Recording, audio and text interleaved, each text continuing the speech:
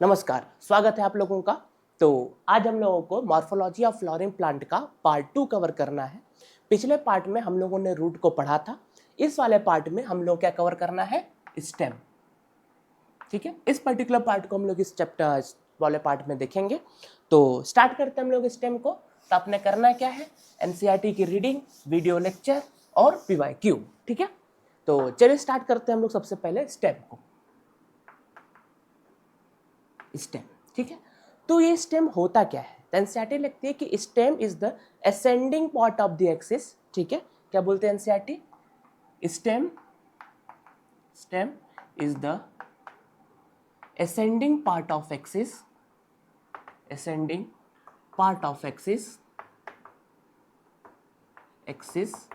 bearing branches, fruits, flowers, leaves।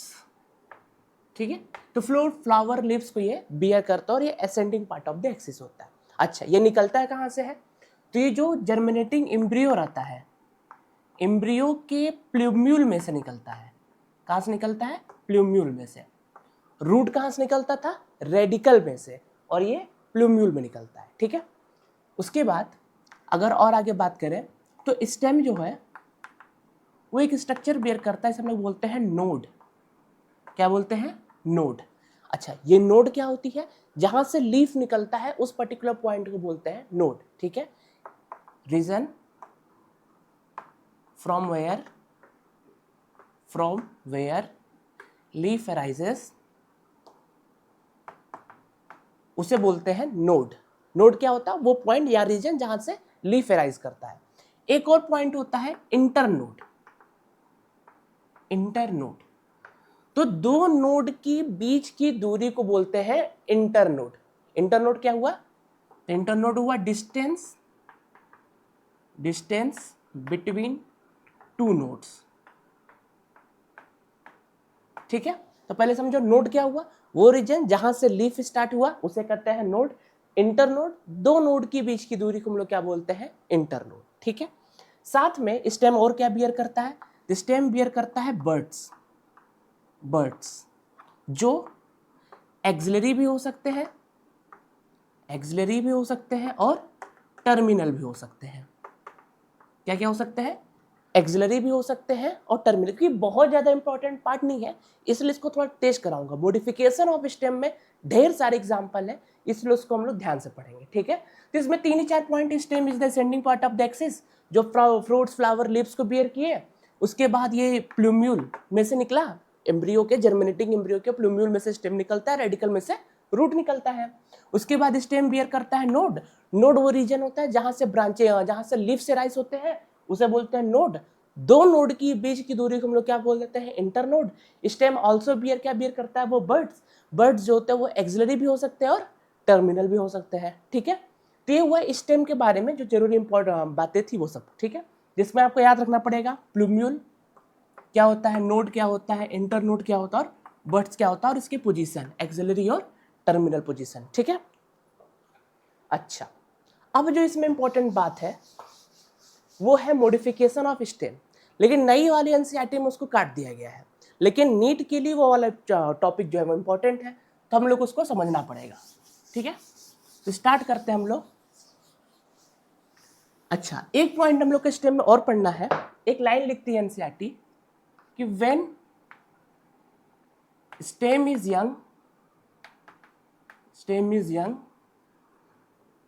it is generally green in color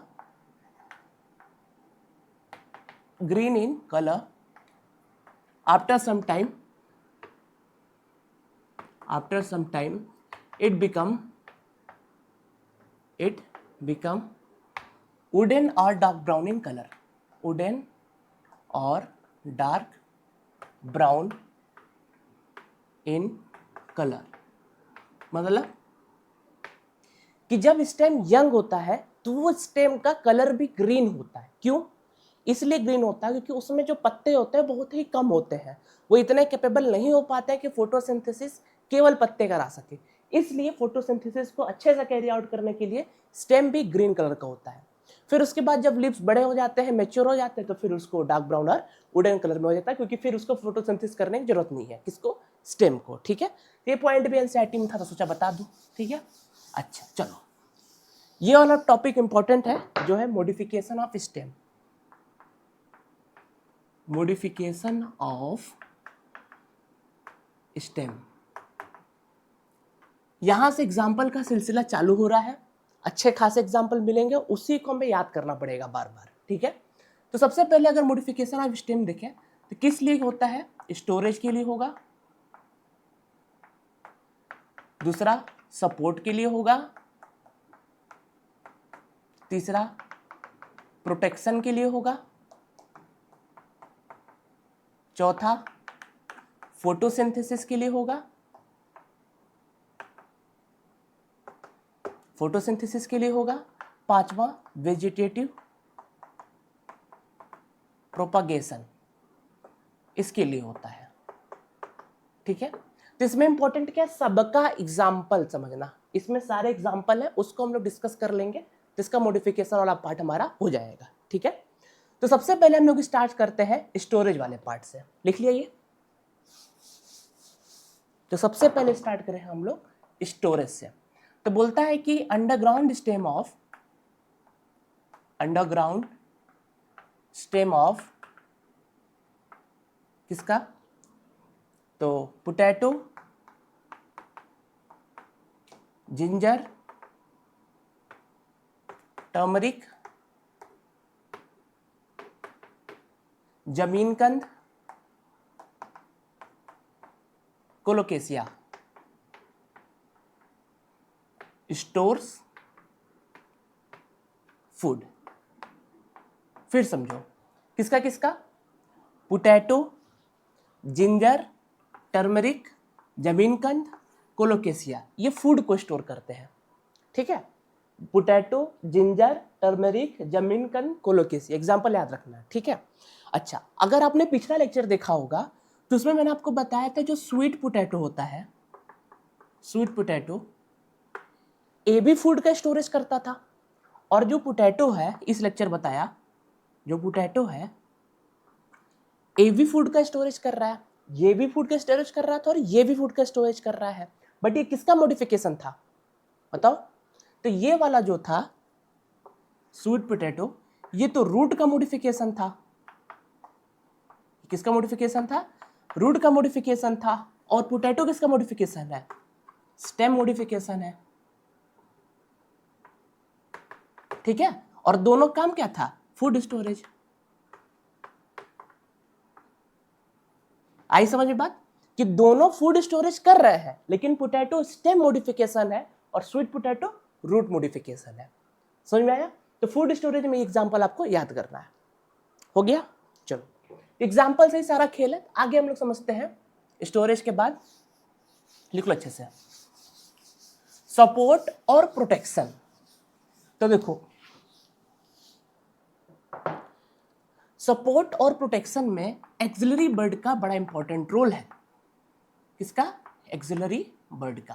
देखो, तो axillary bud tendril modify करके tendril बनाता है और थॉर्न भी बनाता है। ये तो सुना सुना नाम है, ये भी आप सुने ही होंगे। टेंड्रिल बनाता है और थॉर्न बनाता है। चलो पहले टेंड्रिल से समझते हैं बात को। तो ये जो टेंड्रिल होता है, ये सपोर्टिंग फंक्शन होता है इसका। क्या होता है? Supporting function. Help plant to climb, plant को क्लाइंब करने के लिए मदद करता है। ठीक है, ये स्पाइरली स्ट्रक्चर होता है, स्पाइरल स्ट्रक्चर होता है ये। अच्छा, सबसे इंपॉर्टेंट बात इसका एग्जाम्पल। तो एग्जाम्पल देख लो इसका। तो एग्जाम्पल क्या क्या हो जाएगा टेंड्रिल में? गॉड्स, जैसे watermelon, cucumber, pumpkin, watermelon, cucumber और पंपकिन, साथ में ग्रेप वाइन्स। इसमें आपको दिखेगा स्टेम टेंड्रिल। ठीक है, तो टेंड्रिल जो होता है वो सपोर्टिंग फंक्शन करता है, प्लांट्स को क्लाइंब करने में मदद करता है और स्पाइरल शेप स्ट्रक्चर होता है, ठीक है। इसके एग्जांपल हो गया वाटरमेलन, कुकुम्बर, पंपकिन, साथ में ग्रेप वाइन्स। क्या क्या हुए? वाटरमेलन, कुकुम्बर, पंपकिन और ग्रेप वाइन्स, ठीक है, ये समझ में आया। तो ये भी एक्सिलरी बर्ड का मॉडिफिकेशन है टेंड्रिल। अच्छा, एक्सिलरी बर्ड का मॉडिफिकेशन होता है थॉर्न, बट थॉर्न जो होता है वो सपोर्टिंग फंक्शन नहीं करता, वो प्रोटेक्शन वाला फंक्शन परफॉर्म करता है। क्या करता है ये प्रोटेक्शन परफॉर्म करता है, ठीक है। अच्छा, करता है क्या ये? तो protect plants from browsing animals. जो ब्राउजिंग एनिमल्स हैं उनको प्लांट को बचाने के लिए ये थॉर्न होता है, ठीक है। अच्छा, इसका एग्जांपल देख लेते जल्दी से। तो सिट्रस और बुगेनवेलिया, सिट्रस और बुगेनवेलिया। सिट्रस मैं लेकर आया आपके लिए, दिखाता हूं कैसा लगता है ये, ठीक है। ये देखो, तो ये जो स्ट्रक्चर दिख रहा है नहीं आपको, मान लो अगर दिख रहा होगा, देखो ये जो स्ट्रक्चर दिखा कांटा जैसा स्ट्रक्चर है, ये थॉर्न होता है, ठीक है। ये थॉर्न होता है, इधर भी थॉर्न है, ऊपर भी थॉर्न है, तो ये थॉर्न होता है। ये ब्राउजिंग एनिमल से प्रोटेक्ट करने काम करता है ये, ठीक है। ये वाला स्ट्रक्चर थॉर्न होता है, ये देख लो, ठीक है।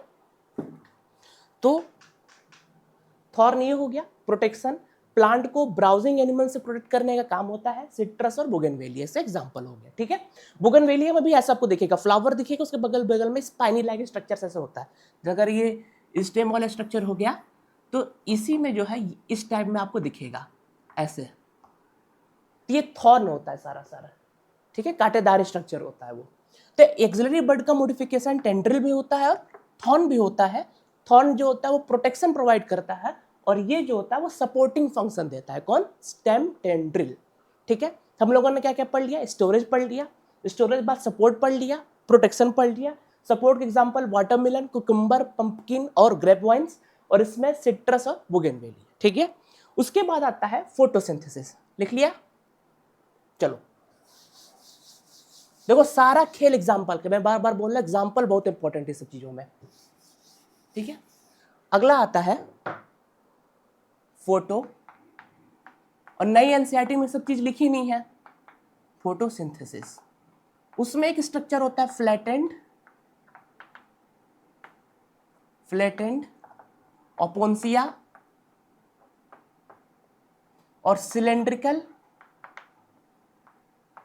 ईओफोबिया या यूफोबिया होता है वो, यूफोबिया। एग्जाम्पल इंपॉर्टेंट है, यही रटना है आपको। फ्लैटेंड ओपोन्सिया, सिलेंड्रिकल यूफोबिया, ये फोटोसिंथेसिस परफॉर्म करते हैं, ये दोनों स्ट्रक्चर, ठीक है। अब फंसते कहाँ है कि इसमें फ्लैटेंड और सिलेंड्रिकल में कंफ्यूजन हो जाती है, तो उसको आपको ट्रिक बना खुद से रटना पड़ेगा कि फ्लैटेंड में हमें ओपोन्सिया ही रटना है और सिलेंड्रिकल में यूफोबिया ही रटना है। जैसे अगर छोटा एग्जांपल ट्रिक बता दूं, जैसे सीए होता है ना, चार्टर्ड अकाउंटेंट, वैसे सीई कर दो, सीए की जगह सीई कर दो, तो सिलेंड्रिकल यूफोबिया, सिलेंड्रिकल यूफोबिया अपने अपने अपने हिसाब से बना लो, कोई दिक्कत नहीं, ठीक है। बस एग्जाम्पल सही याद रखना चाहिए, स्टेम मॉडिफिकेशन में केवल एग्जाम्पल ही याद करना है अपने को, ठीक है। तो ये हुआ फोटोसिंथेसिस वाला फंक्शन। अगला जो सबसे इंपॉर्टेंट है मॉडिफिकेशन ऑफ स्टेम में, वो इंपॉर्टेंट है, तो उसको भी हम लोग देख लेते हैं एक बार, ठीक है। चलो, नेक्स्ट आता है वेजिटेटिव प्रोपोगेशन। अब इसमें क्या होता है, कुछ लोग इसको sub aerial underground stem modification, वैसे एनसीईआरटी में उसे चीज लिखी नहीं तो कोई जरूरत नहीं, हमें जो एनसीईआरटी है उसी के हिसाब से चलना पड़ेगा। तो उसमें सपोर्ट, प्रोटेक्शन वगैरह वगैरह डायग्राम में दे रखा है, तो उस वजह से मैं आपको ऐसे पढ़ा रहा हूँ, ठीक है। तो वेजिटेटिव प्रोपोगेशन में सबसे पहला जो आता है वो होता है रनर। क्या आता है? रनर। अब रनर नाम, ये नाम पुराने एनसीईआरटी में भी नहीं दिया है, रनर, सकर, स्टॉलन, ये सब नहीं दिया है, लेकिन उसकी पूरी मीनिंग दे रखी है उन्होंने, उसका पूरा स्टेटमेंट दे रखा है, इस वजह से रनर भी रट लो, थोड़ा सा नाम और पड़ जाएगा, और क्या। तो रनर में सबसे पहले क्या होता है, इसमें लिखता है एनसीईआरटी की spread to, it spread to new niches. फिर अगला स्टेटमेंट लिखता है कि when older part dies new plant parts are formed.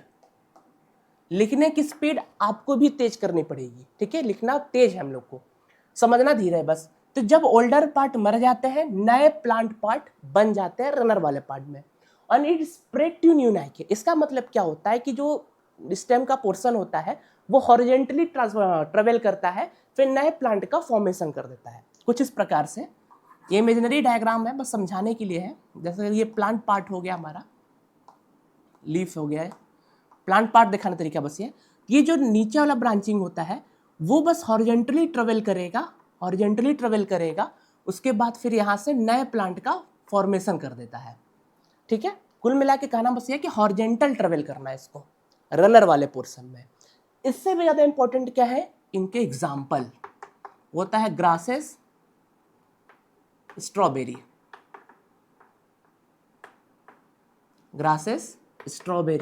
Etcetera, ठीक है। तो ये वाला स्टेटमेंट जरूर याद रखना है कि spread to new niches, when older part dies new plant part of form. और ये तीनों स्टेटमेंट एनसीईआरटी में दे रखा है, एग्जाम्पल और ये दो स्टेटमेंट। ये रनर मैं अपनी तरफ से जोड़ रहा हूं, ठीक है। चलो दूसरा आता है स्टॉलन। तो स्टॉलन में क्या होता है कि जो बेस ऑफ स्टेम होता है, जो सबसे पहले बेस ऑफ स्टेम आता है, तो वहां से जो निकलेगा वो सीधा पहले एरियली ग्रो करेगा कुछ समय के लिए, फिर वो ग्राउंड को टच करेगा। क्या बोला कि from the base of stem lateral branches, या from the base of main axis कर लो, अच्छा लगेगा देखने में। Lateral branches grows aerially after some times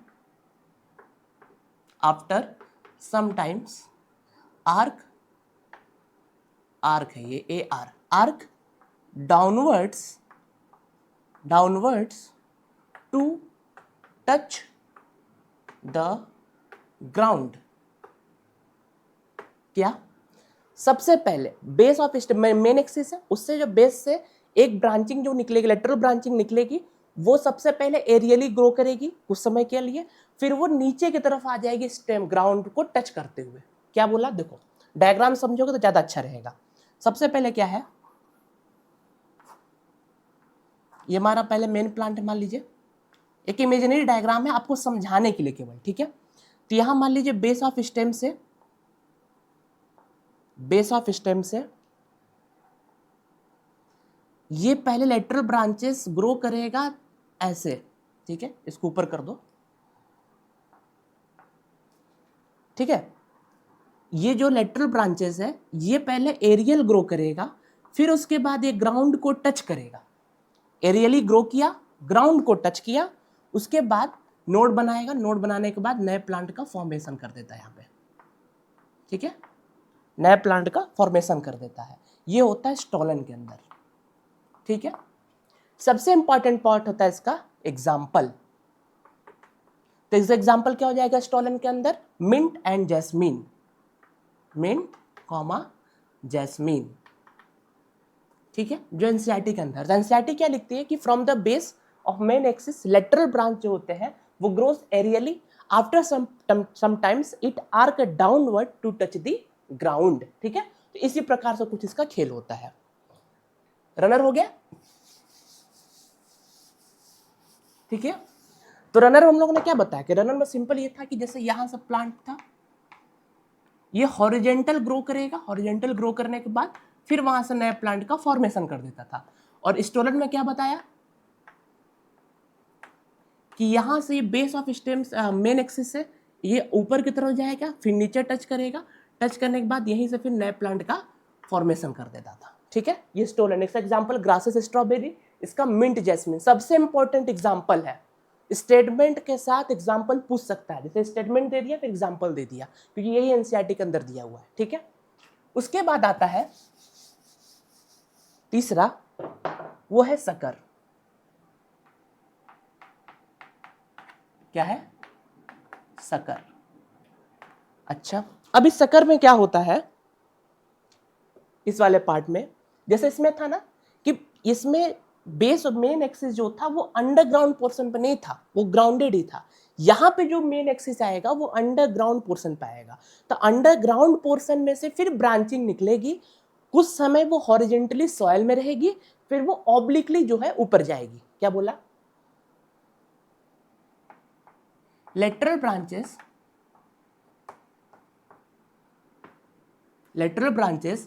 originated from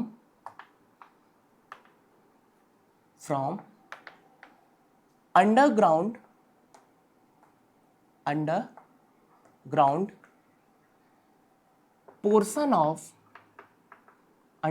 portion of main axis, ठीक है। फिर लिखेंगे it travels horizontally in soil after some time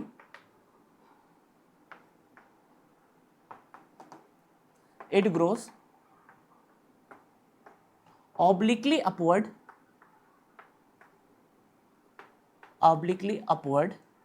and bear leafy shoots, ठीक है।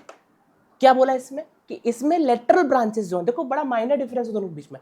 लेटरल ब्रांचेस जो होती है वो अंडरग्राउंड पोर्शन में से निकलेगा, सॉइल से हॉरिजॉन्टल चलेगा, फिर ऑब्लिकली जो है वो ऊपर जाएगा, लीफी शूट्स को बियर करेगा, ठीक है। समझना बहुत टेक्निकल है, याद करना मेहनत हो जाती है, इसलिए डायग्राम के थ्रू याद करो उसको, ठीक है। और स्टेटमेंट आ जाते हैं डायरेक्ट, तो स्टेटमेंट भी समझना इंपॉर्टेंट है। तो करना क्या होता है इसमें, एक इमेजिनरी डायग्राम बनाया है, इमेजिनरी डायग्राम पूरी तरीके से, ठीक है। अब होता क्या है, इसके अंडरग्राउंड पोर्शन इसका, तो अंडरग्राउंड पोर्शन में से ये कुछ समय हॉरिजॉन्टली जो है वो सॉइल के अंदर था, फिर ये ऑब्लिकली ऊपर गया और फिर जाके लीफी शूट को बियर करेगा। ये क्या करेगा? लीफी शूट्स को ये बियर करेगा। तो ये अंदर की तरफ था, सॉइल के अंदर ही था, ये सॉइल के अंदर ही था, मतलब सॉइल में ही था, ये ऐसे निकला फिर जाके ऊपर लीफी शूट को बियर कर लिया। इसका एग्जाम्पल क्या हो जाएगा? बनाना, पाइनएप्पल, क्राइसेंथेमम।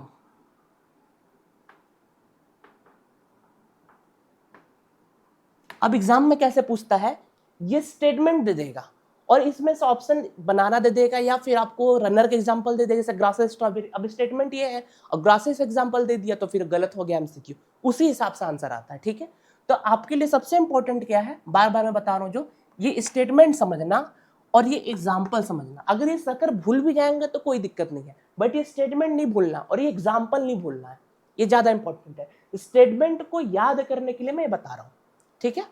और जो सबसे लास्ट पार्ट है बनाना, पाइनएप्पल, क्राइसेंथेमम, ठीक है। सबसे लास्ट पार्ट वो है ऑफसेट। हो गया?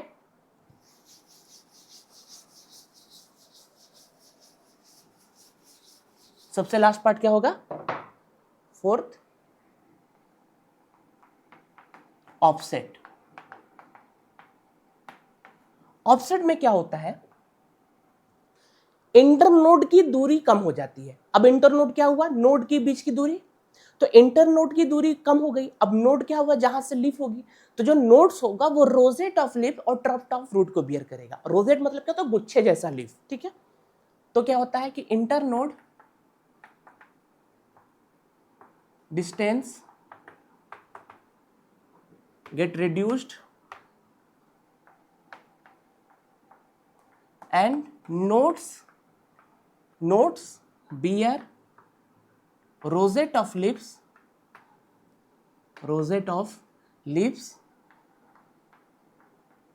and tuft of roots, ठीक है। जैसे अब इसमें क्या होगा,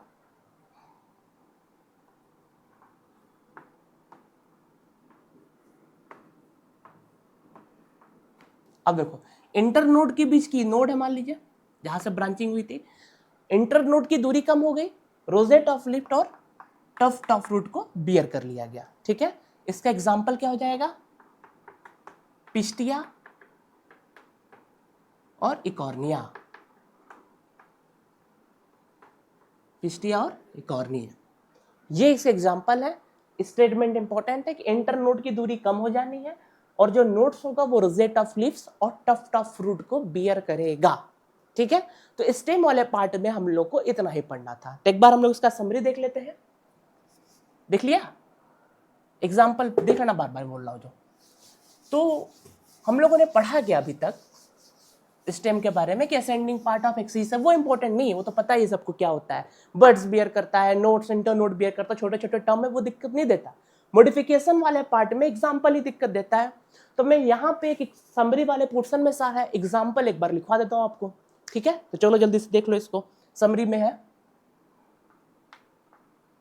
ये एक जगह कॉपी में नोट कर लेना सारे एग्जाम्पल्स, क्योंकि एग्जाम्पल्स बार बार देखने पड़ेंगे आपको। ठीक है, तो सबसे पहले फूड स्टोरेज में, स्टेम में आ रहा हूं मैं ना, फूड स्टोरेज में क्या क्या था, पोटैटो, जिंजर, टर्मरिक, जमीन कंद, कोलोकेसिया। ठीक है, ये फूड स्टोरेज में था पहला। फिर दूसरे में क्या आएगा, पोटैटो, जिंजर, टर्मरिक, जमीन कंद, कोलोकेसिया। फिर हम लोग क्या बताया था कि एक्सिलरी बर्ड वाले में तो टेंड्रिल्स प्रोटेक्शन के लिए, जिसमें गॉड्स आता है, क्या क्या आता है इसमें, वाटरमेलन,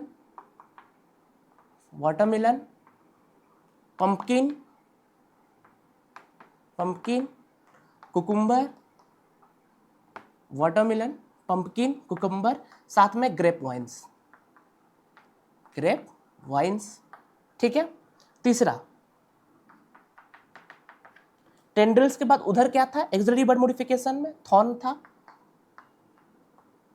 तो थॉर्न में क्या आ जाएगा, सिट्रस और बुगेनवेलिया।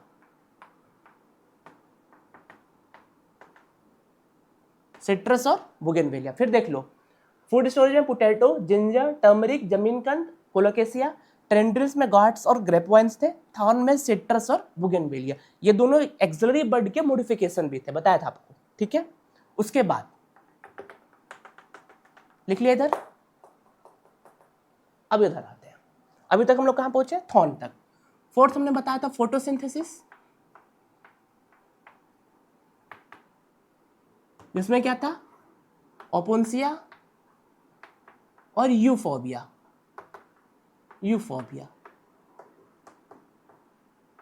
अब मेरे को बताओ, इसमें से कौन सा फ्लैटेंड था और कौन सा सिलेंड्रिकल स्ट्रक्चर था, जल्दी बताओ। तो हमारा जो ओपोन्सिया था वो क्या था, सिलेंड्रिकल था, गलत, फ्लैटेंड था, फ्लैटेंड स्ट्रक्चर था ये। और ये कैसा था, सिलेंड्रिकल स्ट्रक्चर था।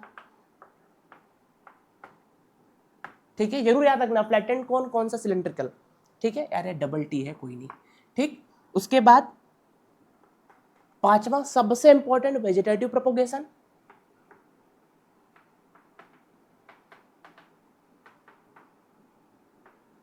ठीक है, जिसमें सबसे पहला आएगा रनर। अच्छा, रनर कैसे याद रखोगे, उसमें क्या था, स्प्रेड टू न्यू नाइके और older part die new plant का फॉर्मेशन। एग्जांपल क्या हो जाएगा, ग्रासेस और स्ट्रॉबेरी। एक एग्जांपल शायद इसमें शायद कैस्यू नट था, देखना पड़ेगा, मेरे को याद नहीं आ रहा अभी, कैस्यू नट भी शायद इसी में था। ठीक है, रनर के बाद बी था हमारा, जब लोगों ने पढ़ा स्टॉलन। ठीक है, स्टॉलन में हम लोगों ने क्या था कि लेटरल ब्रांच, मेन एक्सिस था, लेटरल ब्रांचेस जो थी वो पहले एरियली ग्रो किया, फिर जमीन पे टच किया, वही से नोड बना के नए प्लांट का फॉर्मेशन कर दिया। इसका एग्जांपल क्या था, मिंट, जैस्मीन। इसका स्टेटमेंट भी अलग जगह नोट कर लेना, इसका स्टेटमेंट भी अलग जगह नोट करना है, इंपॉर्टेंट है, ठीक है। स्टॉलन, स्टॉलन के बाद तीसरा क्या आएगा, सकर। सकर में क्या था कि जो हमारा मेन एक्सिस था अंडरग्राउंड पोर्शन पे था, वहां से सॉइल के हॉरिजॉन्टल में चला, फिर उसके बाद ऑब्लिकली ग्रो करके लीफी शूट का फॉर्मेशन कर दिया था, ठीक है। एग्जांपल बनाना, पाइनएप्पल, क्राइसेंथेमम।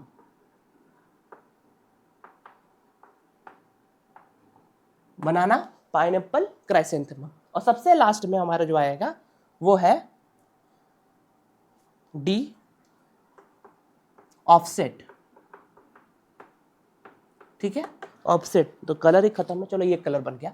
तो ऑफसेट वाले में क्या था कि इंटर नोड की दूरी कम थी और नोड्स जो थी वो टफ्ट ऑफ रूट और रोजेट ऑफ लीफ बियर की थी। रोजेट मतलब गुच्छे में थे, ठीक है। इसका एग्जांपल क्या जाएगा, पिस्टिया इकॉर्निया।